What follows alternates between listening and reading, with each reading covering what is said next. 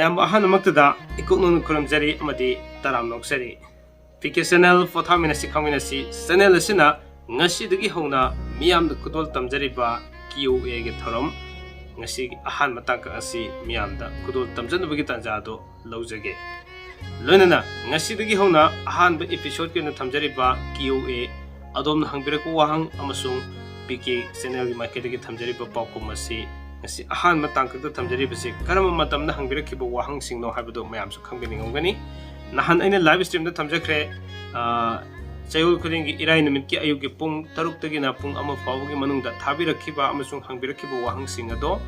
adugi pokum ado nongalaga thangje numit khudingi amuk mayamda kudol tamjaba adubu tangai fadana ai thangje numit simadi sigi mayamgi pokum khumnabagi matamdoma ai aduma lawjarage aduga matam ayam matamda mayamna hangbiraku wahang sing mayamna thabirakba comment sing si loinamak aina reply pibudu ngamjadi aigi tongan basin mathabak kya amasu leibina maram oraga aduna maram oraga hariba reply pi kitaba mayamdo siguma thorom ama leibu taragadi tongan aina su matam ama kaithokseraba aduga mayamsu hangbiningba kya khangminingba kya leibisingdo hena mapung phane khoi khangminaba aduga mayamna hangbiribu hangsing asi kanagum amanasu khangminingba amasung hangningba kya am lerama taragasu mi amana hangabanina hena mapung phana khangminabagi tanjado ikoi lawminabada khachitang orjo mateng oigadra khanjaduna hariba thorom asi miyamda kudol tamjage haiduna sinjalangjabani aduna yengse ngarang thabirakhiba wahangsing ado miyamda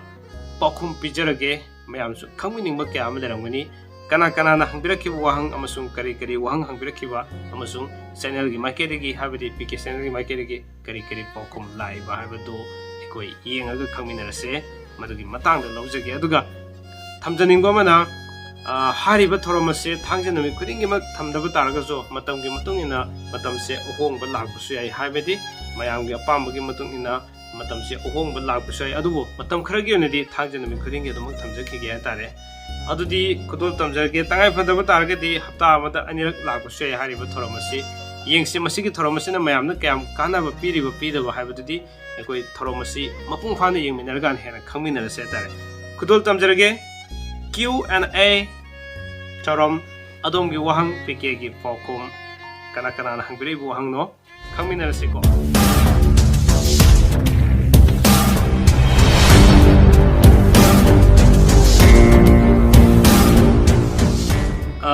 adudi ahan ba wahang asi miyamno kudol tamjarage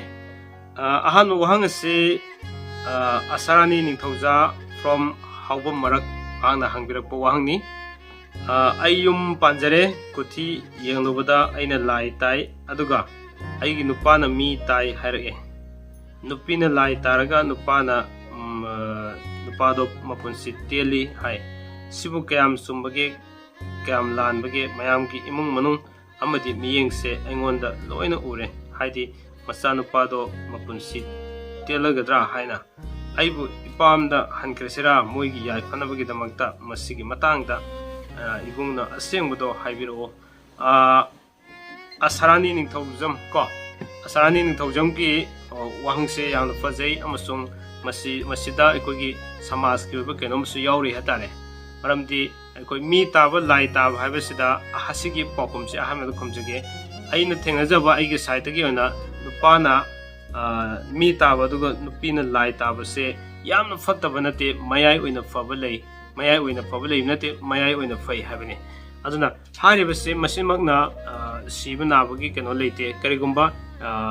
koi nupina hingjabi taram taragadi sibi yabalei aduga lai taba taragadi thoina yamna kana fattaba nate yamna kana fabasu nate mayai oina leibusingni aduna masig sai matang sidadi khangpi gadabase asarani amaji miyeng tabiribasingna khangpi gadabase kaino hab taragadi mi lai tabane hekta punsi tiengani hab leite simasu khangbiyo aduga amana mapung oina leibase ekogi mapunsi tenba or tendaba habdi maki sagi mapok numit chanaba daba adomnasu ayam yengani hoi aduga su mari dikhai leinei ko batawdo mapok numitu fajana chanaram taragadi hariba singtu oithokki lambi yam nemi habisi thamjage aduna wakan pikthaba tobigano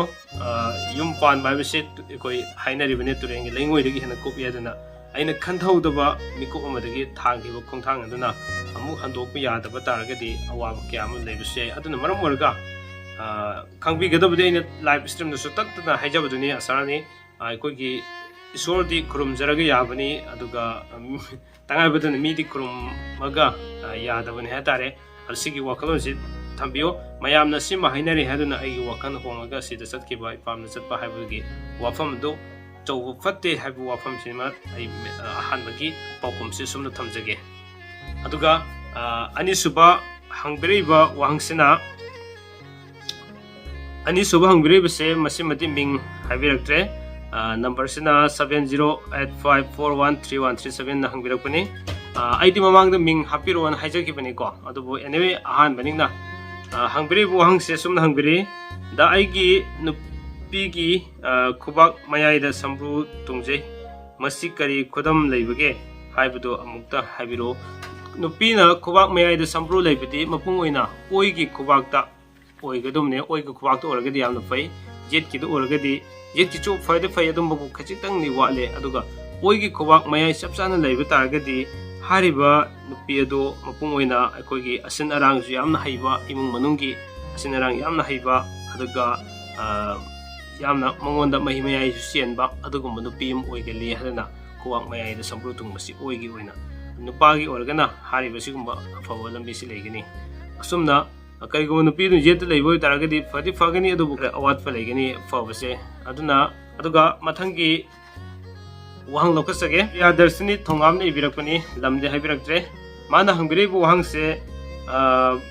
bro ꯅꯨꯄꯤꯅ ꯀꯟꯌꯥ ꯅꯨꯄꯥꯅ ꯃꯀꯔ ꯔꯥꯁꯤ ꯑꯣꯏꯕꯁꯦ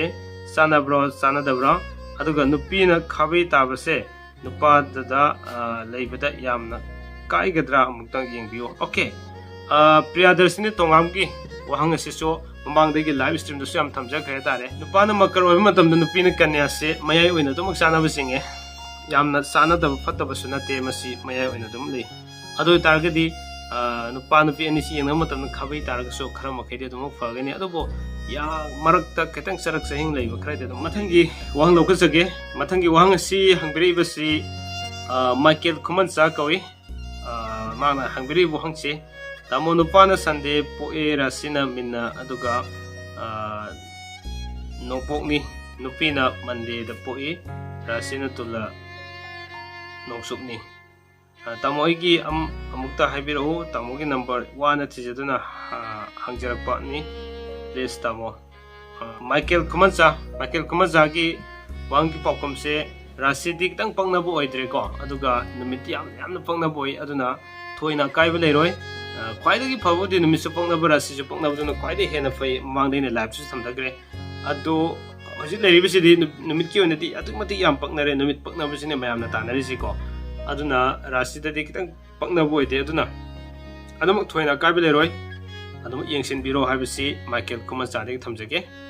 मथंगी वाहंग असि लक्ष्मी पांगल ताबीदगी हंगिरकपनि मांग हंग्रे वाहंग असिना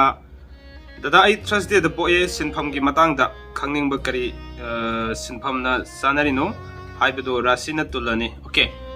लक्ष्मी की मफम दैना हाइनिंग बसे सानब सिनफमगी ओरगदि मपोक निमित की अमसु येंब यारे अदुग राशि की मतुंग इन अमसु येंब यारे हाइतारे को अदुना मपोक निमित त लेरिबा राशि सिना ngapiगनि मपोक निमित त लेरिबा सिगी मतुंग इन सानब सिनफम सि नत्रगसु राशि की मतुंग इन सानब सिनफम अमसु एकता अनि बयाम सिंग मनुंग द खरा सानब लेगनि हाइतारे सिदि अम खक्ते नदे यामना लेबने मिमी दुगी मतुंग इन हाइतारे को अदुगा सिसो अदुमा इखोनि येंग मतमदा मागी नक्षत्र थवम जाकी मतुंग इन सु येंब याब लई अदो हंगरेइबा मपोक निमित अमसुंग राशि की मतुंग इन हाजगे मपोक निमित की ओइनदि मपुंग ओइना इन थेंगनाजबसिंग की मतुंग इनदि मपोक निमित की मतुंग इन चानबा सिनफम से मपुंग ओइना फमनाइबसिंग लेरे ऑफिस की थबक सिंग लेरे ऑफिस की थबक तोबा कला की थबक विद्या की थबक पुरोहित अमसुंग ठिकादार तोबा कवि ललोनितिक तोबा हाइबसिंग से मपोक निमित की मतुंग इन चानबा सिनफम ने हतारे अदुगा राशि तुलादा लेबिसिना तुला राशि द लेबिसिना मागी चानबा सिनफम हाइबा तारगदि मपुंग ओइना तुला राशि द लेबा मिसिंग से ओइना हाइदि तुला राशि की ओइना चानबा सिनफम से मोगी ओइनादि मपुंग ओइना लौ सिंगु तोबा चानरे अदुगा ललोनितिक तोबा कारबार तोबा पुंग इसे तोबा अदगी ꯊꯕꯛ ꯍꯥꯏꯗꯤ ꯈꯨꯠꯁꯥ ꯍꯩꯕꯒꯤ ꯊꯕꯛ ꯁꯦꯝ ꯁꯥꯕꯒꯤ ꯊꯕꯛ ꯗꯣꯛꯇꯔ ꯃꯥꯏꯕꯅꯆꯤꯡꯕ ꯂꯥꯌꯦꯡꯕꯒꯤ ꯊꯕꯛ ꯏꯟꯖꯤꯅꯤꯌꯥꯔ ꯍꯥꯏꯔꯤꯕ ꯑꯗꯒꯤ ꯏꯂꯦꯛꯇ꯭ꯔꯤꯛꯀꯤ ꯊꯕꯛ ꯁꯤꯁꯤꯡꯁꯦ ꯌꯥꯝꯅ ꯆꯥꯟꯅꯕ ꯊꯕꯛ ꯑꯣꯏ ꯍꯥꯏꯇꯥꯔꯦꯀꯣ ꯃꯊꯪꯒꯤ ꯋꯥꯍꯪ ꯑꯁꯤ ꯑꯦꯝ ꯇꯣꯝꯕꯅ ꯍꯪꯕꯤꯔꯛꯄꯅꯤ ꯂꯩꯐꯝꯗꯤ ꯍꯥꯏꯕꯤꯔꯛꯇ꯭रे ꯃꯍꯥꯛꯅ ꯍꯪꯕꯤꯔꯤꯕꯁꯤ ꯀꯀꯥ ꯀ꯭ꯋꯦꯁꯟ ꯑꯃꯇ ꯍꯪꯖꯒꯦ ꯀ꯭ꯋꯦꯁꯟꯗꯨꯗꯤ ꯃꯀꯔꯁꯦ ꯍꯤꯡꯁꯥꯕ ꯇꯥꯏ ꯑꯗꯣ ꯃꯀꯔ ꯔꯥꯁꯤ ꯑꯣꯏꯕꯈꯩꯁꯦ ꯍꯤꯡꯁꯥꯕ ꯇꯥꯅꯤ ꯍꯥꯏꯕ ꯂꯩꯕ꯭ꯔꯥ ꯈꯪꯗꯕꯒꯤ ꯍꯪꯖꯕꯅꯤ ꯈꯨꯝꯕꯤꯔꯛꯀꯅꯤ ꯈꯜꯂꯤ ꯁꯣꯏꯗꯅꯃꯛꯀꯤ ꯈꯨꯝꯖꯔꯛꯀꯦ ꯑꯗꯨꯒ ꯀꯀꯥꯒꯤ ꯁꯕꯁꯀ꯭ꯔꯥꯏꯕꯔꯅꯦꯅꯁꯨ ꯍꯥꯏꯕꯤꯔꯛꯑꯦ ꯃꯄꯨꯡ ꯑꯣꯏꯅ ꯑꯩꯅ ꯍꯥꯏꯅꯤꯡꯉꯤꯁꯦ ꯇꯣꯝꯕꯗ ꯍꯥꯏꯅꯤꯡꯉꯤꯁꯦ ꯃꯀꯔ ꯔꯥꯁꯤ ꯇꯥꯕ ꯉꯥꯛꯇ ꯍꯤꯡꯆꯥꯕ ꯇꯥꯅꯤ ꯍꯥꯏꯕ ꯂꯩꯇꯦ ꯃꯁꯤꯗꯤ ꯃꯥꯒꯤ ꯄꯣꯛꯄꯒꯤ ꯀꯩ ꯄꯨꯡꯐꯝ ꯍꯥꯏ ꯄꯨꯡꯐꯝꯗꯨꯒꯤ ꯃꯇꯨꯡ ꯏꯟꯅ ꯁꯦꯝꯃꯛꯄꯅꯤ ꯑꯗꯨꯒ ꯃꯥꯒꯤ ꯇꯥꯔꯛꯏꯕ ꯀꯁꯤꯡꯗꯨꯒꯤ ꯃꯇꯨꯡ ꯏꯟꯅ ꯃꯀꯔ ꯔꯥꯁꯤ ꯉꯥꯛꯇ ꯇꯥꯕꯗꯨꯅ ꯁꯤꯅꯤ ꯍꯥꯏꯕ ꯂꯩꯇꯦ ꯑꯗꯨꯒ ꯃꯥꯒꯤ ꯄꯣꯛꯄꯒꯤ ꯃꯇꯝ ꯑꯃꯁꯨꯡ ꯄꯣꯛꯄꯒꯤ ꯅꯨꯃꯤꯠꯇꯨꯒꯤ ꯃꯇꯨꯡ ꯏꯟꯅ ꯄꯣꯛꯄꯒꯤ ꯃꯇꯝꯒ ꯂꯩ ꯑꯗꯨꯒꯤ ꯃꯇꯨꯡ ꯏꯟꯅ ꯃꯥꯒꯤ ꯀꯣꯆꯤꯁꯤꯡꯅ ꯁꯦꯝꯃꯛꯄꯅꯤ ꯍꯥꯏꯇꯥꯔꯦꯀꯣ ꯑꯗꯨꯅ ꯃꯄꯣꯛ ꯅꯨꯃꯤꯠꯇ ꯑꯗꯒꯤ ꯔꯥꯁꯤꯗ ꯑꯗꯨ ꯍꯦꯛꯇ मागी लाई तानी मी तानी हाबसी लेते हाबसी मतमजगे असिम खंगबिरो केमतो वाबिगनो मथंगी वांग लौखसगे मिंगदि पनबिरे दो मसाना मिंग पनबिरा अनोना हाइबिरे अदुना आई मिंगदि पनजररोय हंग्रे वांग से प्रोग्रेस चैनल से याम नुवाइजै आई ति अदो कैनोमता सुम हंजनिंगबा आई से युमदि पांजद्रि हाना सुम खंगनिंग तौबने तुंगी पुंसीदा आईगी ओइना अंगांग याउनी याउरोय हाइबा खंगनरिबो नुपा नुपी की मिंगदा येंगलगा खंगबा याबा वे लेगद्रा अमुक्तंग हाइबिरओ ब्रो हाइना सुमना इबिरे कमेंट पाबिरानो हाइरेको ओके कमेंट पाजरे कमेंट पाब याबिरानो हाइबने दो आई रिप्लाई पीब नंगजदबगिने मिंग पनबिरानो हाइबदो मिंग पनजद्रे सुमना थमजगे निसाइगी नुपा नुपी की मिंग जे हारगा अंगांग याउनी याउरोय हाइबसिदि हाइबा ngamde चुमना खकी अंगांग अहानबा अंगांगदा नुपा नुपीगी येंगलगा चौराकपा खरा हाइबि लई हाइबि याबा लई हाइबा खकी वाने अदुगा अंगांग याउनी याउरोय हाइबिसिदि चौराकपा खोबाक मैदा अमसुंग कोचिदसु खरा सुम लैगनि हाइतारेको कोचिदैसु खोबाक मैने हना लैबने सि मतांगसिदि सुमाथंगी क्वेश्चन असि विद्यानंद हंगबिरकपनि पीके चैनल नतब्रा ब्रो विद्यानंद नि मसिदमक अइगी खोबाक मैसे थागलकपा मयाम से अइगा मानबा थेंगनते अइगी यामबना हाफेट येंगलगा अमता हाइबियु नौना थेंगनबगिरा खंगदे अइगी सि लोइना तैनना अतैगा तैनना लोइना चटले हाइबा केनम हाइरि ओके कुबाक थाबिरई को बिदाना नैना हाइजनिंगबुदि हुजिक बिदाना ताकपिरैबा नंबर 2 अने इबिरैबा कुबाक से लैबिरिसे हेडलाइन है तारे को हेडलाइन से गा कोई पुंसिगी लाइन से गा थेंगनत्रिबसे मसी मपुंगैना अइना तमजरिबा महै विद्यासिंगदुगा आइकी पुंसिदा चटमिनाबो ओइरोय हाइबगी लंबी मा वांगसी सुरधैना एंड आशा हाइबर माने मोइनीना हंबिरकपनि सुरधैना एंड आशा कौजै पोकप नमितना निंथौकाबा ओये अदुगा लाई ngaktasu tae sanabra kari akaiba leibage nasana khangjaningi please sanbiduna amukta haibiyo sarbo kurumjeri rasina karkat nupina mithul haibane ko sanbiduna amukta haibiyo live te sms thabasu haibirakte whatsapp tharbasu sanbiduna amukta haibiro okay ai si kiwi da sum khumjarage na tokjabani ko mapungaina surdena amusung asadaina thamjiningbati lai ngakta tabati fatte habiyade afabasingi ko lai ngakta tabate aduga yam kana faba maksunate mayai oina leiba haitari ko then aduga masigi mapok nimisi ningthaukabu ngakta hairibra sima kitang aingona doubt leire ningthaukabu ngakta orgadi mapok nimit manabasi kitang faba wale adumako rasida mayai oina sum chanabu oibnina thoina kaiba leite habasima thamjage adu mapok nimit manabasi kitang ni fabadi oiti ko sumaina thamjage asa amasung surjainada mathangi wahang lokasage mathangi wahang asisu ming panbiraktre ming panbiranon haijere aduna hangbiri bo wahang jim number ti 8794065907 makna hangbirakpani wahang disumna hangbire kaka kenamta hangjage nupa su nupi su lai taba aduga nupa na irai numita pokpa nupi na nomaiji numita pokpa ngse ujeni thamjabudini lai ngakta tabagi toina kaiba leite batobo mapok numit amasung ekhoni yengduise magi rasi ani singi paknabadu yengduine mapok numiti yengba taragati nupana osi habibado नुपान इराई नुपीना नोमाइजिंग नुमिन हाइबने अदु दादी चपुवन खाबैदा ताबनिना अमुकसो मागी राशिदी पनबिरक्त्रे राशिदो मुक चानरगदी याम फबो ओइगनी अदु राशिदा चानद्रदी खितंग इमुंगदा जगी जगह खर लेनी हातारे मथंगी वाहंग असे नंबर 7629936281 हारेबसिन हंबिरकपने मिंग हाइबिरक्त्रे मथंगदि मिंग हाइबिरक्तबो मखैसिंग जै कमेंट लौखसररोगे अदु ngasi ahan oibini sum lokasarabne hadare wahang hangbire sum hangbire tamu kenam tangjage number se youtube tagi khangjabane whatsapp ta message thaba yaroidra aiga khangnabado mi taba nupado aduga aina hingchabi tae adu pratikar chunglei leitrabra yumgi ahansingna fatte adum hai leire khalurati matha saba kaina rage so ngamdaba pratikar leirage haibiyo okay sumna thamjage mingde haibiractre ko number 7629936281 hangbire bu hangsigi matung ina ai haijarage ahan meda hangbire se number se youtube tagi khangjabani whatsapp ta hangba yaro dramne whatsapp ta hangba yani aduga aine reply pijaraktabadi ngasigi QA da sum ngarang irai namita hangakpani na QA da hapsarage aduna sum ai adugi reply pijaraktabane reply do huji pijarage hang aduga haining ne wafam di karigom bai khoina fatte habase hana khangbi hoba taragadi madu यारी मखैदि लपथोकपि होबना फै हयेंग मतम अमदा अवाब से thing तारागदि अमुक हेना Wahab क्यामसु लैनि but तवदव वाफम Amna अइना खंगौदना थोखिबा थौदोक ओइबा तारागदि मदुदि अइना एंगोना फतबा लैबा तारागसु अइगि करमना अफबा थबक ngakta तौबि तारागदि मदुसिंग मांखिबसु लै हाबसि मा थमजगे अदुना हाना खंगना फते खंगना खोंग थांजिनबदि कायना फते हाबसि मा अइ सोमदा थमजगे अदुग मथंगी वांग लौकसगे को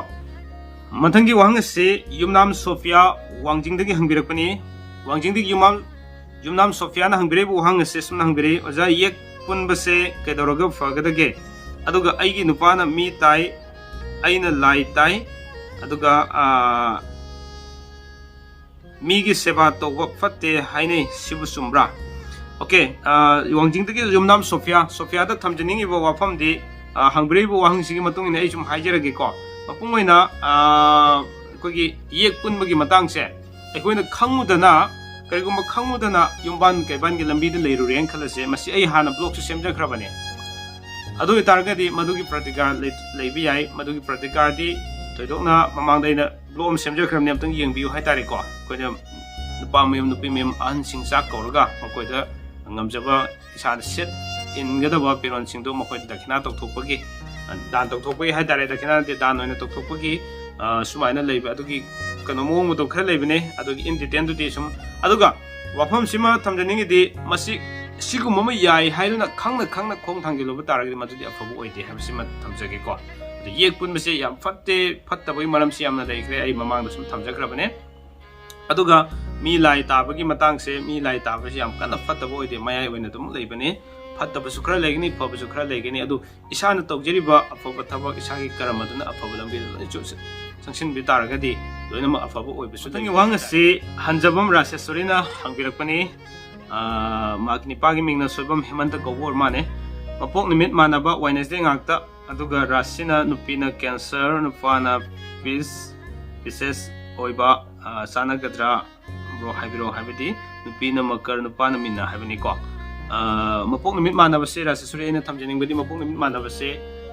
afaba kitang oide adu loina mak fatte habidi nate ko magi jo afaba lai fattaba su lai adu haribase mokso rasi de pakna ram taragadi magi phaba fattaba du yengduni hatare rasi se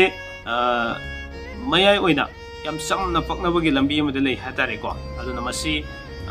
yam kana phabagi lambi makti oide aduga fattaba makso fattaba ngakna pogi maksu nate hamase mathamjage ko pathangi aroiba wahang am lokasage yam thengna hangbirakhiba maming panbirakdaba singdu dei habja roige hatari ko aduga nganna de hangbirakhiba ina pung 6 dagi na pung 1 phau manung da pijaba adudadi makoina ming panbirakdaba darasu khra lokasare ngasi ahan bagi oina mathangi de dargadi mathangi de ming panbirakdaba makai singche ming lepham panbirakdaba singche ai wahang lokasare roige waro bebi ade aduga aina matam saba matam da matang saba matam da message reply piba targasu comment reply piba targasu ming lepham se sengna happy da makai sing do ai pijararoi waro bebi ade masi tangai fa da ma leibana ne aduna hojik aroiba wahang sigi ama lokasage masiso 7629848021 hangbirakpani ꯃꯁꯤ ꯊꯥꯒꯤ ꯔꯤꯇꯨ ꯑꯣꯏꯕꯒꯤ ꯉꯁꯤꯒꯤ ꯀꯩꯅꯣꯁꯤꯗ ꯑꯝꯇ ꯌꯥꯎꯗꯦꯅ ꯁꯤꯃ ꯂꯧꯈꯠꯆꯔꯝꯕꯅꯦ ꯁꯨꯝꯅ ꯍꯥꯏ ꯀꯀꯥ ꯀꯩꯅꯣꯝꯇ ꯍꯪꯖꯒꯦ ꯀꯀꯥ ꯊꯥꯒꯤ ꯈꯣꯡꯀꯥꯞ ꯂꯥꯛꯄꯗꯣ ꯀꯣ ꯑꯗꯣ ꯖꯨꯂꯥꯏꯒꯤ 12ꯅꯤ ꯄꯥꯟꯕ ꯁꯒꯣꯜꯁꯦꯟ ꯅꯨꯃꯤꯠ ꯍꯥꯏꯕꯅꯦ ꯑꯗꯨꯒ ꯑꯗꯣ ꯀꯀꯥ ꯅꯨꯃꯤꯠꯄꯨꯗꯤ ꯐꯩ ꯑꯗꯣ ꯊꯥꯒꯤ ꯊꯕꯥꯜ ꯒꯁꯤ ꯐꯠꯇꯕꯁꯤ ꯀꯃꯥꯏꯅ ꯀꯣꯛꯇꯣꯏꯅꯣ ꯁꯨꯝꯅ ꯊꯝꯖꯒꯦ ꯃꯤꯡꯗ ꯄꯟꯕꯤꯔꯛꯇ꯭ꯔꯦ ꯑꯩꯈꯣꯏꯒꯤ ꯅꯍꯥꯟ ꯑꯩꯅ ꯄꯟꯖꯈꯤꯕꯗꯣ ꯃꯄꯣꯛ ꯅꯨꯃꯤꯠꯅꯦ ꯀꯣ ꯃꯄꯣꯛ ꯅꯨꯃꯤꯠꯅꯦ ꯑꯗꯨꯒ ꯊꯥꯒꯤ ꯃꯇꯝꯗꯨꯅꯦ ꯊꯥꯒꯤ ꯑꯃ ꯌꯦꯡꯉꯅꯤ ꯑꯗꯨꯒ ꯊꯕꯥꯜꯒꯤ ꯑꯃ ꯌꯦꯡꯉꯅꯤ ꯍꯥꯏꯔꯤꯕ ꯑꯍꯨꯝꯁꯤꯗ ꯐꯠꯇꯕ ꯑꯅꯤ ꯂꯩꯔꯕ ꯑꯐꯕ ꯑꯃꯈꯛ ꯑꯣꯏꯔꯕ ꯀꯌꯥ ꯐꯕ ꯑꯣꯏꯗꯦ ꯑꯗꯨꯒ ꯑꯐꯕ ꯑꯅꯤ ꯂꯩꯔꯕ ꯐꯠꯇꯕ ꯑꯃ ꯑꯣꯏꯔꯕ ꯑꯗꯨ ꯑꯐꯕ ꯑꯣꯏꯒꯅꯤ ꯂꯣꯏꯅꯃꯛ ꯑꯐꯕ ꯑꯣꯏꯕꯗꯤ ꯑꯃꯠꯇ ꯂꯩꯔꯣꯏ ꯍꯥꯏꯇꯥꯔꯦ ꯁꯨꯝꯅ ꯊꯝꯖꯒꯦ ꯑꯗꯣ ꯉꯁꯤꯒꯤ ꯃꯌꯥꯝꯅ ꯍꯪꯕꯤꯔꯤꯕ ꯋꯥꯍꯪꯁꯤꯡꯁꯤꯒꯤ ꯄꯥꯎꯈꯨꯝꯁꯤꯗ ꯑꯩꯅ ꯈꯨꯝꯖꯕꯗ ꯑꯍꯥꯟꯕ ꯑꯣꯏꯕꯅꯤꯅ ꯁꯣꯏꯈꯤꯕ ꯂꯥꯟꯈꯤꯕ ꯀꯌꯥ ꯌꯥꯎꯕ ꯇꯥꯔꯒꯁꯨ ꯃꯌꯥꯝꯅ ꯉꯥꯛꯄꯤꯒꯅꯤ ꯑꯍꯥꯟꯕ ꯑꯣꯏꯕꯅꯤꯅ ꯍꯦꯛꯇ ꯉꯥꯡꯊꯣꯔꯛꯄꯗ ꯈꯔ ꯁꯣꯏ ꯁꯤꯒꯤꯗꯃꯛꯇꯗꯤ QAꯒꯤ ꯊꯧꯔꯝ ꯑꯁꯤ ꯃꯇꯥꯡ ꯑꯁ꯭ꯋꯥꯏꯗ ꯂꯣꯏꯁꯤꯟꯖꯒꯦ ꯋꯥꯍꯪ ꯍꯪꯕꯤꯔꯛꯈꯤꯕꯁꯤꯡ ꯑꯃꯁꯨꯡ ꯍꯪꯕꯤꯒꯅꯤ ꯍꯥꯏꯅ ꯈꯟꯕꯤꯔꯝꯕꯁꯤꯡ ꯅꯪꯍꯧꯗꯕꯁꯤꯡ ꯑꯗꯨꯒ ꯃꯇꯝ ꯊꯦꯡꯅ ꯍꯪꯕꯤꯔꯛꯈꯤꯕꯁꯤꯡꯁꯨ ꯑꯩꯅ ꯀꯣꯏꯁꯟ ꯂꯧꯈꯠꯄ ꯌꯥꯍꯧꯗꯕ ꯇꯥꯔꯒꯁꯨ ꯄꯨꯝꯅꯃꯛꯄꯨ ꯋꯥꯍꯪ ꯍꯪꯕꯤꯔꯛꯄꯒꯤꯗꯃꯛꯇ ꯆꯦꯅꯦꯜ ꯑꯁꯤꯒꯤ ꯃꯥꯏꯀꯩꯗꯒꯤ ꯉꯝꯈꯩ ꯂꯩꯇꯅ ꯊꯥꯒꯠꯆꯕ ꯐꯣꯡꯗꯣꯛꯆꯔꯤ ꯃꯊꯪꯒꯤ ꯏꯔꯥꯏ ꯅꯨꯃꯤꯠꯇꯁꯨ ꯃꯌꯥꯝꯅ ꯑꯌꯨꯛꯀꯤ ꯄꯨꯡ 6ꯇꯒꯤꯅ ꯄꯨꯡ 1 ꯐꯥꯎꯕꯒꯤ ꯃꯅꯨꯡꯗ ꯅꯨꯡꯊꯤꯜꯒꯤ ꯄꯨꯡ 1 ꯐꯥꯎꯕꯒꯤ ꯃꯅꯨꯡꯗ ꯋꯥꯍꯪ ꯍꯪꯕꯤꯔꯛꯑꯣ ꯑꯗꯨꯗ ꯍꯪꯕꯤꯔꯛꯄꯁꯤꯡꯗꯣ ꯂꯣꯏꯅ ꯑꯩ ꯂꯧꯈꯠꯆꯔꯛꯀꯦ ꯇꯧꯕꯇꯕꯨ ꯃꯤꯡ ꯄꯟꯕꯤꯔꯛꯇꯕ ꯃꯤꯡꯗꯣ ꯑꯩ ꯑꯗꯨꯃꯗꯤ ꯂꯧꯈꯠꯆꯔꯔꯣꯏꯒꯦ ꯍꯥꯏꯕꯁꯤꯃ ꯊꯝꯖꯒꯦ ꯑꯗꯨꯒ ꯃꯁꯤꯅ ꯃꯌꯥꯝꯗ ꯂꯣꯏꯕ ꯉꯝꯗꯕ ꯇꯥꯔꯒꯗꯤ ꯍꯞꯇꯥ ꯑꯃꯗ ꯅꯨꯃꯤꯠ 2 ꯐꯥꯎꯗ ꯊꯝꯖꯅꯕ ꯍꯣꯠꯅꯖꯔꯛꯀꯦ ꯑꯗꯣ ꯉꯁꯤꯒꯤꯗꯃꯛꯇꯗꯤ ꯃꯇꯥꯡ ꯑꯁ꯭ꯋꯥꯏꯗ ꯇꯦꯟꯁꯤꯟꯖꯅꯕꯒꯤ ꯇꯥꯟꯖꯥꯗꯣ ꯂꯧꯖꯒꯦ ꯑꯩꯅ ꯉꯥꯡꯈꯤꯕꯗ ꯍꯥꯏꯈꯤꯕꯗ ꯁꯣꯏꯈꯤꯕ ꯂꯥꯟꯈꯤꯕ ꯌꯥꯎꯔꯁꯨ ꯉꯥꯛꯄꯤꯒꯅꯤ ꯍꯥꯏꯕ ꯋꯥꯐꯝꯗꯤ ꯊꯝꯖꯔꯒ ꯄꯨꯝꯅꯃꯛꯄꯨ ꯑꯃꯨꯛꯀꯁꯨ ꯈꯨꯔꯨꯝꯖꯔꯤ ꯀꯪꯂꯩꯄꯥꯛꯅ ꯌꯥꯏꯐꯔꯦ